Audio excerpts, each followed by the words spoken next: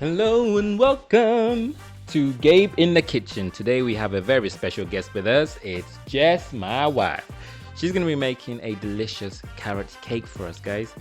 So she's going to start with 350 grams of applesauce. This is supposed to replace the butter because it acts in the same way. So applesauce is able to bind the ingredients together in a similar way that butter would. So you get to save all the calories. So now she's gonna grab her sugar, which is about 324 grams of granulated sugar. That's all you need. She's gonna get that in there and she's gonna cream that together the same way you would butter and sugar. See guys, this is how it's low calories. Well, lower calories and healthier. So she's gonna whisk that together till it is nice and combined. You can see her scraping down the sides just to make sure everything's at the bottom. She's also gonna then grab her egg yolks. These egg yolks have been separated from the egg whites, which we have kept. There's 3 of these eggs. The egg whites are waiting to be used later on. She's gonna get that in there and she's gonna just mix till it's combined. Now once these are combined, it's time to incorporate her dry ingredients together and then add that to the mix. So here she's got 240 grams of plain flour, all-purpose flour if in the US, and then she's got baking soda, baking powder, salt, cinnamon, nutmeg. She's got 1 teaspoon of baking soda. She's got 1.5 teaspoon of baking powder. She's got 1/2 teaspoon of salt. And then she's got 1.5 teaspoons of cinnamon and 1/2 nutmeg.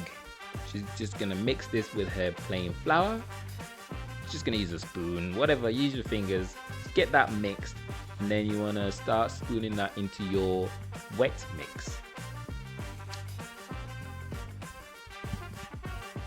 So now that we're ready for our wet mix, she's gonna first attempt to do that and it's not gonna work. So she's gonna grab herself a spoon and she's gonna do that slowly. Now the reason you wanna do this bit by bit is to allow the liquid, the liquid mix to, I guess, homogenize with the dry mix. You don't want to add it all together because then you get like, it will be a dry mix. You don't want that. No, you want the nice mixed silky texture, just like you see here. She's just done a really good job there.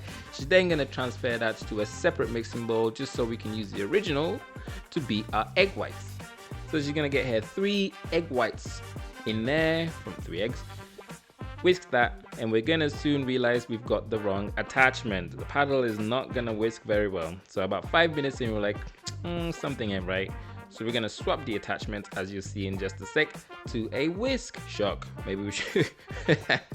Once we get that whisk in there, we're gonna whisk till we have stiff peaks.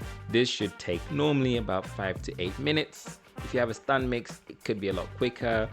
Also, make sure your mixing bowl is clean and grease free. You don't want any grease in there at all, guys. Make sure it's dry.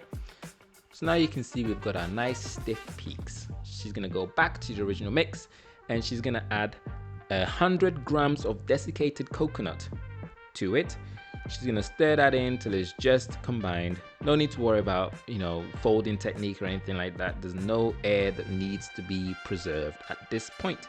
Then we've got a pack of chopped nuts. She chopped this herself. Just buy a pack of mixed nuts from your supermarket. You'll need about 117 grams of that. You'll also need about 165 grams of pineapple chunks.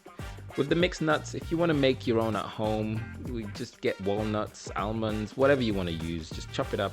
Make sure it's 117 grams and then you're good to go.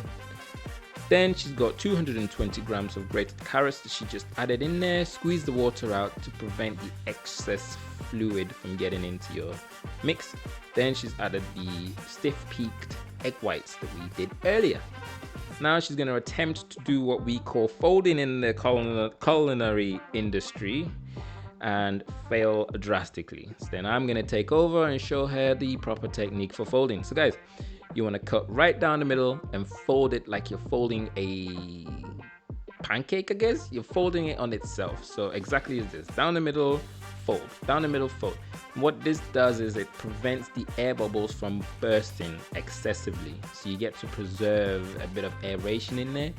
Jess is then going to take over and attempt to do, and you can see it doesn't quite go how it should. But eventually she starts to get it, but this mix was getting flatter and flatter, as in the air was getting out. So we just said, you know what, we're gonna move on and try another day.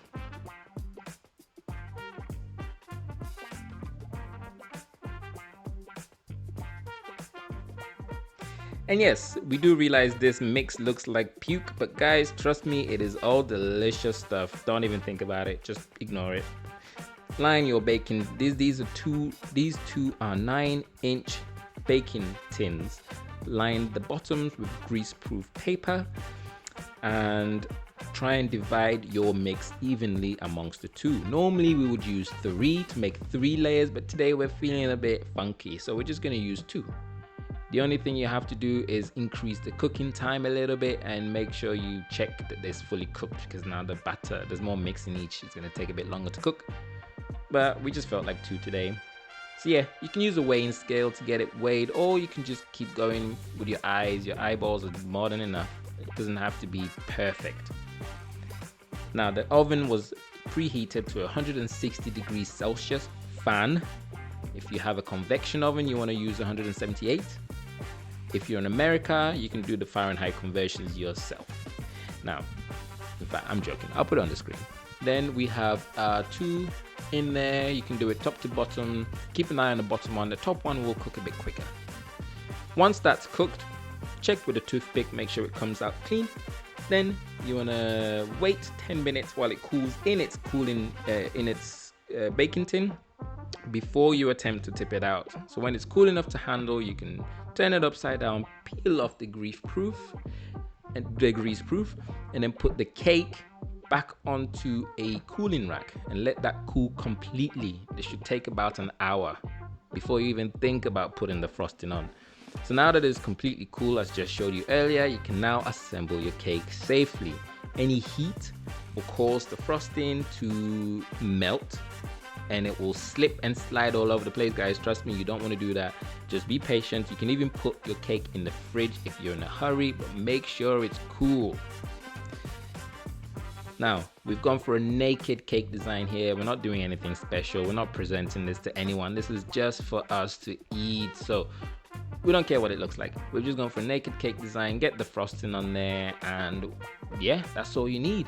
So now she's gonna slice that up, get a slice, and she's gonna tell us how it tastes. So yeah, we'll now pass over to Jess and she'll tell us exactly how it tastes. Maybe it needed that extra bit of sugar, but it's actually really nice. I like it. Guys, if you like this, or if you want to make it, give it a like. Add it to your your what you want to watch videos, your save for later. Yeah, it's really nice. Maybe next time I'll make my own cream cheese. I'm not too into this frosting. Okay, well there you have it, guys. Thanks for watching, and we'll catch you in the next one. Bye.